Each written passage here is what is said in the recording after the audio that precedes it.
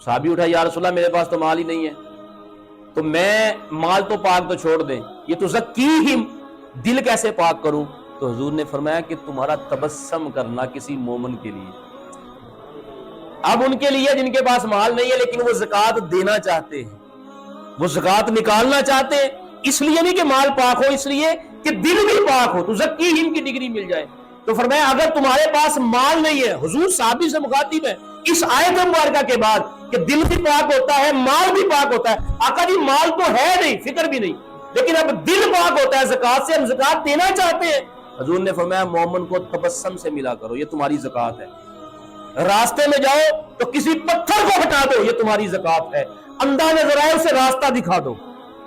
کوئی پوچھنے والا مسافر ہو کہ میں نے فلاں جگہ پہ جانا ہے، کوشش کرو اسے جہاں تک ممکن ہو وہاں تک پہنچا کے آؤ، یہ تمہاری زکوٰۃ ہے۔ کسی کے لیے آسانی پیدا کر دینا، کسی کے دکھ میں شامل ہو کر اس کے دکھ میں تخفیف کر دینا، یہ تمہاری زکوٰۃ ہے۔ مالدار کی زکوٰۃ یہ ہے کہ وہ مال سے حساب لگائے گا اور جتنی احسن طریقے سے زکوٰۃ نکالے گا، فرمایا اتنا ہم اس کے دل کو روشن کر دیں گے۔ 2.5% تھا بھی نہیں اس کا، لیکن یہ محبت سے نکال رہا ہے، یہ اس وجہ سے نکال رہا ہے کہ اللہ کا حکم ہے۔ اللہ فرماتا ہے میں مال بھی پاک کروں گا، ساتھ ساتھ تیرا دل بھی پاک کروں گا، تیرے دل میں تقوی ڈال دوں گا، تیرے دل میں اپنا نور ڈال دوں گا۔ لیکن اگر تیرے پاس مال نہیں ہے اور تو زکوٰۃ دینا بھی چاہتا ہے تو تو پھر کبھی کبھی کسی کو پانی پلا دیا کر، کسی ریڑھی والے کے ساتھ مل کے کوئی پھنسا ہوا اس کو دھکا دے دیا کر تاکہ وہ آسان ہو جائے، کسی کی مشکل کو دور کر دیا کر۔ اگر یہ سب کچھ نہیں ہوتا تو تیرا کام ہے تبسم کے ساتھ ملا کر سب سے۔ اگر تیرے تبسم کی وجہ سے کسی اور کے چہرے پہ تبسم آ گیا تو فرمائیے تیری زکوٰۃ ہے۔ مالدار زکوٰۃ نکالے گا مال سے، اور غریب زکوٰۃ نکالے گا اپنے تبسم سے، اپنے حسن خلق سے۔ اگر تیرے پاس مال نہیں ہے اور تو زکوٰۃ دے کر اپنے مال کو، مال کون سا ہے؟ اعمال کا مال بھی ہوتا ہے۔ پھر فرمایا چھوٹا سا عمل بھی کرے گا نا، اللہ بڑھا کے اسے بہت وزنی کر دے گا۔ جب تو حسن خلق سے کرے گا، جب تو محبت سے کرے گا، کسی کو راستہ دے دیا، کسی کو اوورٹیک، تجھے کوئی اوورٹیک کر رہا ہے، تو نے کہہ دیا چلو کوئی بات نہیں۔ تو نے کسی کی طرف ہنس کے دیکھ لیا، کسی مصیبت میں تو جا رہا تھا، ایک بائک آئی، اس نے تجھ پہ جناب صاحب کافی زیادہ چھینٹے مار دیے، اور اس نے جب تیری طرف دیکھا شرمندگی سے، تجھے اسے کہہ دیا کوئی گل نہیں کوئی گل نہیں، یہ تیری زکوٰۃ ہے۔ مال کی زکوٰۃ اتنا نفع نہیں دیتی مومن کو، یہ بات ذہن میں رکھے۔ مال کی زکوٰۃ اتنا نفع نہیں دیتی بندے کو جتنا نفع بندے کا اخلاق جو ہے بندے کو نفع دیتا ہے۔